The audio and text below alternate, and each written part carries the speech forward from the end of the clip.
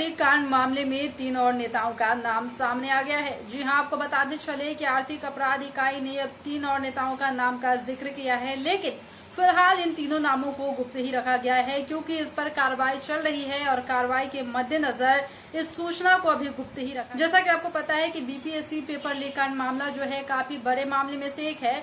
पिछले अगर हम 8 मई की बात करते हैं तो इस दिन बीपीएससी की प्रारंभिक परीक्षा हुई थी, यानी कि इस दिन पीटी एग्जाम हुआ था, लेकिन उसके कुछ ही देर बाद एक खबर निकल कर आई कि प्रश्न पत्र जो है लीक हो गया है, जिसके बाद से इस परीक्षा को रद्द कर दिया गया था। इस मामले को लेकर सरकार पर भी कई तरह के तमाम सवाल उठाए गए थे और सरकार भी इस शक के घेरे में थी। नीतीश कुमार को भी कई सारी बातें इस पर सुननी पड़ी थी, जिसको लेकर नीतीश कुमार बीच में गुस्सा भी हुए थे कि हमारे बिहार में ऐसे कांड हो जाते हैं जिसमें अधिकारियों की मिली भगत इसमें मुख्य रूप से होती है। इस तरह के बयान नीतीश कुमार ने दिया था, लेकिन अब इस मामले में एक और नया मोड़ आ गया है, यानी कि 3 और नेताओं के नाम सामने आ गए हैं, जिसको अभी गुप्त ही रखा गया है क्योंकि कहा यह जा रहा है कि कार्रवाई इस पर चल रही है, जिस वजह से अभी नाम को खोलना सही नहीं होगा जब तक ये कार्रवाई पूरी नहीं हो जाती है। जी हां, आपको बता दें कि अब फिर से बीपीएससी एग्जाम की जो घोषणा है वो हो गई है। इसका एक डेट तो तय नहीं किया गया है, लेकिन ऐसे कयास लगाए जा रहे हैं कि अगस्त के आखिरी सप्ताह में बीपीएससी की प्रारंभिक परीक्षा फिर से एक बार हो सकती है। बीपीएससी के 67वें एग्जाम के पेपर लीक मामले में जांच एजेंसी के सामने 3 और नेताओं के नाम आए हैं। तीनों के नाम गया जिले में डेल्हा स्थित रामशरण सिंह इवनिंग कॉलेज के प्रिंसिपल और जदयू नेता शक्ति कुमार की गिरफ्तारी के बाद आए हैं। शक्ति के इस तीनों नेताओं से लगातार बात हो रही थी। यह सबूत बिहार पुलिस की आर्थिक अपराध इकाई के हाथों लग गई है। ईओयू की टीम अब तीनों के खिलाफ ठोस सबूत जुटा रही है।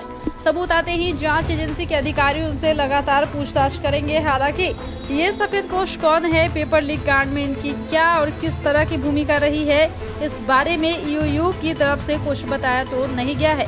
इनकी पहचान को फिलहाल गोपनीय रखी गई है ताकि केस की जांच पर कोई असर ना पड़ सके।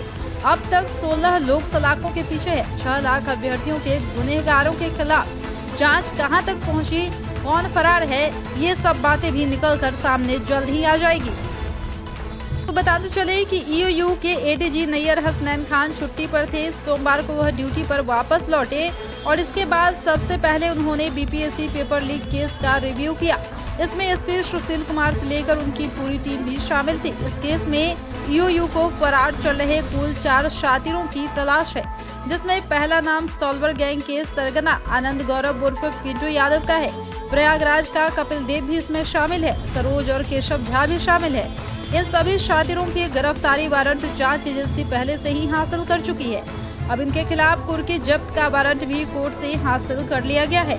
अगर ये शातिर लगातार भागते रहे तो जल्द ही इनकी संपत्तियों को भी जब्त कर लिया जाएगा। अब तक कुल 15 गिरफ्तारियां हुई है, जबकि एक सॉल्वर तूफान ने पटना स्थित निगरानी कोर्ट में खुद को सरेंडर कर दिया है।